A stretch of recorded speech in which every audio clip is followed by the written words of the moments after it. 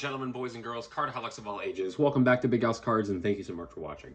And in today's video, I want to talk about resale. So obviously, ever since the 2020, all that fun stuff happened, sports card reselling and scalping has been it's been pretty crazy. I mean, back when 2020 happened and everybody was locked in their houses, you couldn't find anything. Baseball was being bought up, hockey was being bought up. The only thing that was left was Pokemon and Magic, and now Pokemon's kind of hard to find too, depending on where you live. So when this whole thing first started, the sports card craze really exploded. It was tough to find anything. Now fast forward to 2021 and things kind of calmed down a little bit. I mean, baseball was becoming a little bit more readily available. Football was really tough to get. Basketball you could never find. Now we're in 2022, and that kind of switched a little bit. Football is almost impossible to find on the shelves unless it's like wild card crap that nobody wants. Basketball, depending on the product, you can find it. I actually was able to get a blaster of Prism a week after the restock at this particular Walmart that I went to.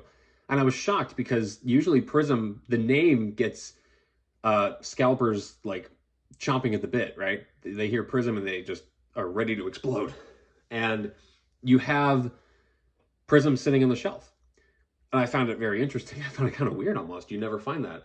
So what that kind of struck in my mind is buying on the secondary market becoming irrelevant? Is it going to maintain itself? Is it even worth it to do so anymore? Are these scalpers and resellers wasting their time?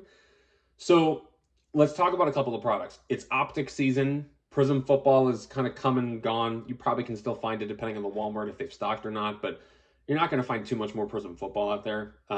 Prism basketball is kind of still, we've only had blasters. We haven't had anything else yet. And then optic football blasters just dropped.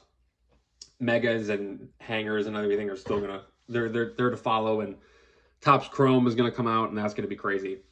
But the more places you go, you see in Facebook groups, a lot of stuff is becoming more available, depending on where you live, of course. But I find it very interesting because just a couple years ago, you couldn't find anything.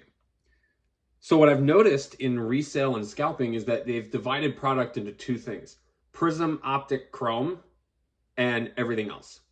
Like, unless it's a brand new release and you want to make that quick flip, there are some people who do that. Otherwise, Series 2's on the shelf, Gypsy Queen's on the shelf. I see a lot more UFC on the shelf in Charlotte. I see Chronicles sometimes on the shelf. Chronicles Draft for sure, because nobody buys the college stuff. Bowman University I still see from time to time.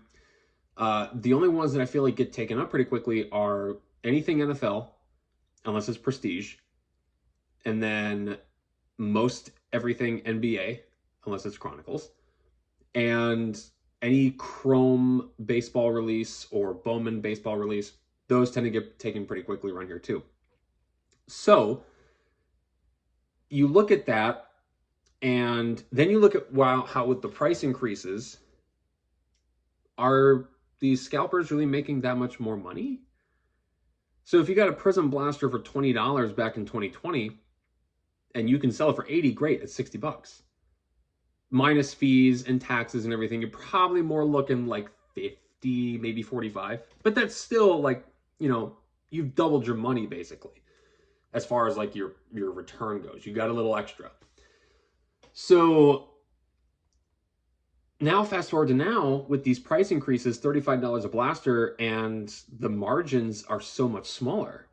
And when you factor in fees and taxes and everything, the margins are so much smaller than what they were just a few years ago. So my question to resellers and scalpers is what you're doing still worth it? Why are we still doing it if the margin is so small? If you're a collector and you're buying everything on the shelf, that's one thing. Now, I don't like when anybody buys everything off the shelf, regardless of whether you're going to flip it or you're going to open it. Leave one or two in case somebody wants it. Like, that's just me, though. That's just out of the goodness of my heart, Big Al. But if you have smaller margins, why is it still worth it, is my question. And for those who are buying on the secondary market, Are you aware that you're not really making as much back, so to speak, as you possibly could be as if you bought it retail? Let's say you bought a Prism football blaster for $30 at Target. Great. You hit a Trevor Lawrence silver. Okay, let's just say that. And for the example's sake, let's say that Trevor Lawrence silver sells for around $100. Let's just make it a nice even number. So subtract 100, or take 100, subtract 30. There's your cost of the blaster. There's 70. Let's take away another $10 for, and let's take another $15 for fees and taxes, and that leaves you with 55. So 55 is your rate of return. Okay. You may use the term return on investment. That's technically not the correct term, but your return on that is 55 in that case, just for a simplistic example's sake.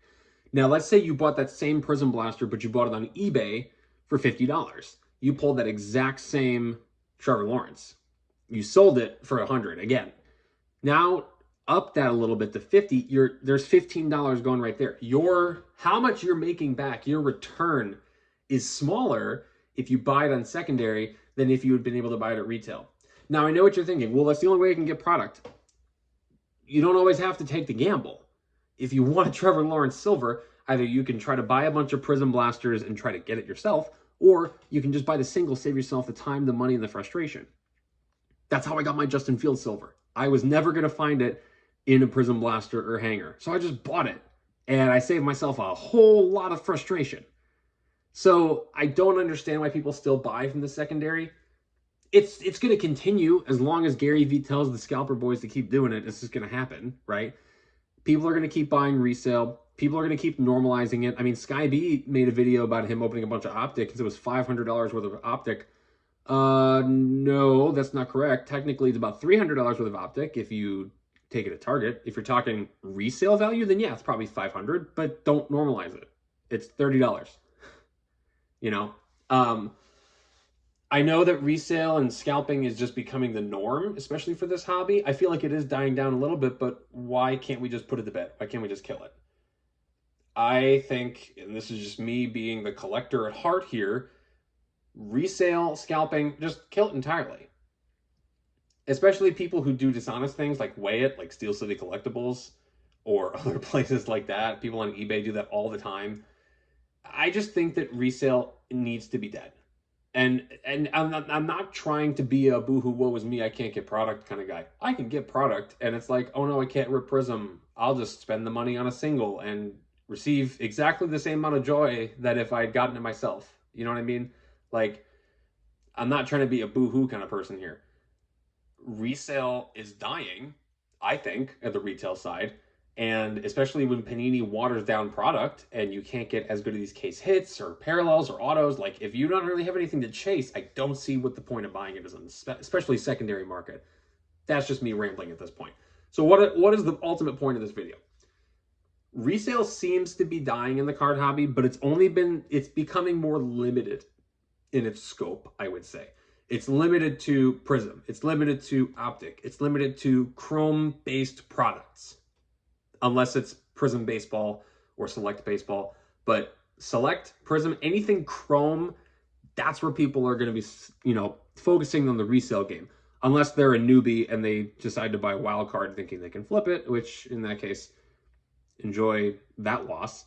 But I find it interesting that resale seems to be focusing its efforts on Chromium products. But even then, is the rate of return that you're making on it worth it? If you're selling it for $10 above what it actually costs, yeah, that sucks for the person who's buying it, but what are you actually making when you take into account shipping and fees and taxes and everything? I don't see the worth in it, but that's just me. Let me know your thoughts on this. I know that this is kind of you know, the old fuddy-duddy collector perspective on it, and I don't apologize for it. These are my thoughts, and I like sharing them. I'm not gonna, you know, be, oh, scalpers are ruining the hobby, like certain other channels. They're a part of it. We have to adapt to it.